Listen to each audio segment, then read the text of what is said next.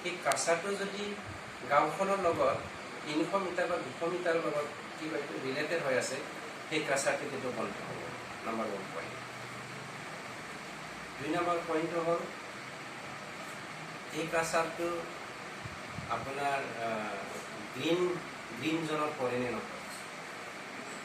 Green জোন হ'বলৈ কেইটামান norms আছে। It should be surrounded by the wall, concrete wall.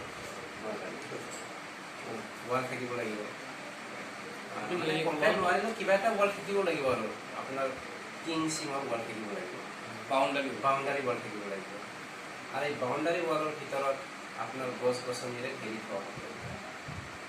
ধৰি লওক কল ৰুব লাগিব, গছ গছনি ল'ব লাগিব, যেন ইয়াৰ মহিলাটো সেই গছটো পাৰ হৈ গ'লে আহিব নোৱাৰে, প্ৰটেকশ্যন কৰিব। বা ইয়াত আমাৰ মানে ইয়াৰ পলিউশ্যনটো আমাৰ অলপ কণ্ট্ৰল হয়। 3 নম্বৰ কথাটো হ'ল ইয়াত আপোনাৰ ৱাটাৰ ৰিচাইকেল হ'ব লাগিব, স্প্ৰিংকল হ'ব লাগিব, ৱাটাৰ ৰিচাইকেল হ'ব লাগিব। সেইটো যদি নহয় তেতিয়া আমি কালচাৰটো বন্ধ কৰিম।